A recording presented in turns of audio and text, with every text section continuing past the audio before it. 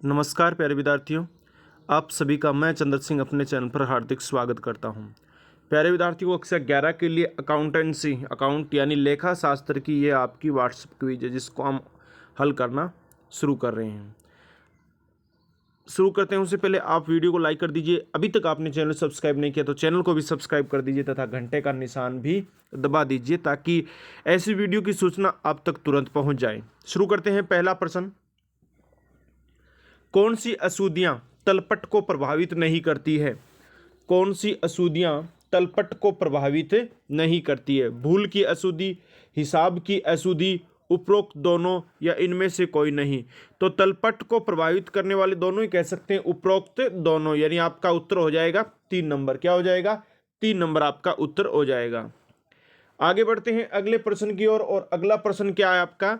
पक्ष के आधार पर अशुद्धियां कितने प्रकार की होती है? 1, 2, 4 और 5। तो प्यारे विद्यार्थियों, अशुद्धियों का प्रकार होता है 2। कितना होता है? 2 प्रकार होता है। आगे बढ़ते हैं अगले प्रश्न की ओर। अगला प्रश्न फिर आगे आपकी स्क्रीन पर। और अगला प्रश्न क्या कह रहा है? अशुद्धियां जो व्यवहार की गलत राशि लिखने या गलत खाते में लेखन सही पक्ष में लेखा करने के कारण होती है, वे क्या कहलाती है? भूल की अशुद्धियां, हिसाब की अशुद्धियां, सैद्धांतिक अशुद्धियां या क्षतिपूरक अशुद्धियां। तो प्यारे विद्यार्थियों, वो कहलाती है आपकी हिसाब की अशुद्धियां। कौन सी कहलाती है? हिसाब की अशुद्धियां। प्यारे विद्यार्थियों, डिस्क्रिप्शन के अंदर WhatsApp group, Facebook page, Instagram, Twitter, Telegram channel के लिंक दिए गए हैं। उन पर क्लिक करके आप हमारी सोशल साइट से जुड़ सकते हैं, जहां पर आपको एजुकेशन संबंधी सूचनाएं वो समय समय पर मिलती रहती है। अगला प्रश्न देखिए, आपकी स्क्रीन पर आ गया है। अन्य खाते के सही पक्ष में सही राशि में खतौनी करना किन अशुद्धियों के अंतर्गत आता है? भूल की अशुद्धियों के, हिसाब की अशुद्धियों के, सैद्धांतिक अशुद्धियों के या क्षतिपूरक अशुद्धियों के? तो प्यारे विद्यार्थियों, ये आता है हिसाब की अशुद्धियां। क्या होती है? हिसाब की अशुद्धियां होती है। इसके बाद आगे बढ़ते हैं अगले प्रश्न की ओर। और अगला प्रश्न देखिए आपका स्क्रीन पर क्या है। ये लो, अगला प्रश्न आ गया। तलपट को प्रभावित करने वाली अशुद्धियां हैं। तलपट में एक खाते का शेष 2 बार लिखना, व्यवहार के दोनों पक्षों में एक पक्ष में गलत राशि लिखना, या फिर उपरोक्त दोनों या इनमें से कोई नहीं। तो प्यारे विद्यार्थियों, ये दोनों ही हैं, तो कह रहे हैं उपरोक्त दोनों कर लो आप। 3 नंबर आपका उत्तर हो गया। तलपट के एक खाते का शेष 2 बार लिखना और व्यवहार के दोनों पक्षों में एक पक्ष में गलत राशि लिखना, तो ये सही है। आगे बढ़ते हैं प्यारे विद्यार्थियों अगले सवाल की तरफ। अगला सवाल फिर आगे आपकी स्क्रीन पर है। और अगला सवाल है, निम्न में से कौन सी अशुद्धि तलपट को प्रभावित नहीं करेगी? ए से खरीदा माल 4800 का लेखा विक्रय बही में 3000 रुपये से कर दिया। निजी उपयोग के लिए खरीदे फर्नीचर को फर्नीचर खाते में नाम दिया 7200 रुपये में।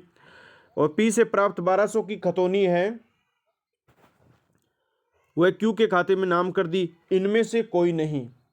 तो प्यारे विद्यार्थियों, अगर हम उत्तर की तरफ देखते हैं, देखो निम्न में से यहां पर यह आपसे पूछा गया है कि निम्न में से कौन से अशुद्धि तलपट को प्रभावित नहीं करती? तो यह आपका निजी उपयोग। कौन सा है? निजी उपयोग, यानी आपका उत्तर है 2 नंबर। आपका उत्तर कौन सा है? 2 नंबर। जो निजी उपयोग के लिए खरीदे फर्नीचर को फर्नीचर खाते में नाम दिया वो 7200 रुपये, वह अशुद्धि तलपट्टी को प्रभावित नहीं करेगा। आगे बढ़ते हैं अगले प्रश्न की तरफ। अगला प्रश्न फिर आपकी स्क्रीन पर आ गया है। यदि तलपट का मिलान नहीं हो रहा है तो कितने स्तर पर अशुद्धियों की संभावना रहती है? 2, 3, 4 और 5। तो ये रहती है 3। कितनी रहती है? 3 रहती है। आगे बढ़ते हैं अगले प्रश्न की ओर। अगला प्रश्न आपकी स्क्रीन पर आ गया है। अगला प्रश्न क्या है? परीक्षा सूची से ज्ञात होने वाली अशुद्धि है क्षतिपूरक अशुद्धि, छूट जाने की अशुद्धि, सैद्धांतिक अशुद्धि या खाते के गलत पक्ष में खतौनी। तो प्यारे विद्यार्थियों, आपका उत्तर है खाते में गलत पक्ष में खतौनी, यानी 4 नंबर उत्तर है। कौन सा उत्तर है? 4 नंबर।